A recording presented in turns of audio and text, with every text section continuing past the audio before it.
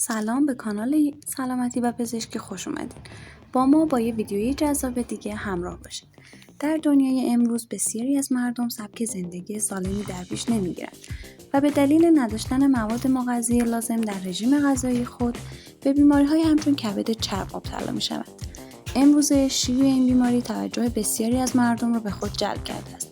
در حال حاضر دارویی برای درمان کبد چرب وجود ندارد و پزشکان به مبتلایان پیشنهاد می‌دهند تا با تغییر سبک زندگی خود و ایجاد عادات غذایی مناسب این بیماری را در خانه درمان کنند. به طور کلی کبد چرب به دو دسته الکلی و غیر الکلی تقسیم می شود. برخی اوقات بیماری کبد چرب در اثر مصرف بیش از اندازه الکل ایجاد می شود که به آن کبد چرب الکلی می گویند. کبد چرب غیر الکلی به مصرف الکل ارتباطی ندارد و با پیروی از سبک زندگی ناسالم ایجاد می شود. در این ویدیو به بررسی 10 روش برای درمان خانگی کبد چرب می‌پردازیم. 1. وزن خود را کنترل کنید.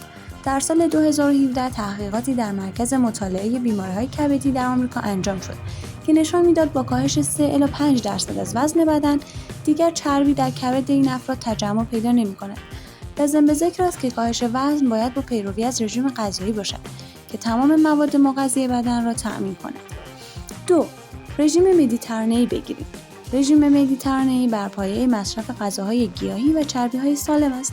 طبق تحقیقاتی که در همان سال انجام شد، رژیم مدیترانه‌ای علاوه بر کمک به کاهش وزن، به درمان خانگی کبد چرب نیز کمک می‌کند. 3. قهوه بخورید. مصرف 2 فنجان قهوه در روز آسیب کبدی را کاهش داده و باعث تولید آنزیم‌هایی می‌شود که نقش آنها کاهش التهاب کبدی است. شما می‌توانید از قهوه برای درمان فوری کبد چرب استفاده کنید. 4. ورزش کنید. جالب است بدانید روزی 30 دقیقه ورزش در درمان کبد چرب تأثیر قابل توجهی دارد. شما با قرار دادن ورزش در برنامه روزمره خود به بهبود سلامت کبدتان کمک قابل توجهی می‌کنید. 5. از مصرف غذاهای حاوی افزودنی شکر اجتناب کنید. جالب است بدانید مصرف شکر با تجمع چربی در کبد ارتباط مستقیم دارد. بنابراین در صورت ابتلا به کبد چرب بهتر است مصرف بستنی، شکلات و شیرینیجات را به حداقل برسانید. 6. کاهش کلسترول. افزایش کلسترول باعث تشدید کبد چرب می شود. پس اگر شما مصرف چربی‌های اشباعی مانند فست فود و روغن را محدود کنید، به کنترل کبد چرب خود کمک زیادی کرده اید. 7. از مکمل امگا 3 استفاده کنید.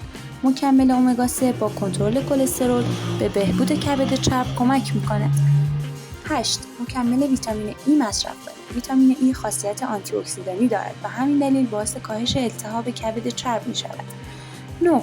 چای سبز بخورید. بر اساس تحقیقاتی که در سال 2018 انجام شد، مصرف چای سبز به تسریع درمان خانگی کبد چرب کمک می‌کند.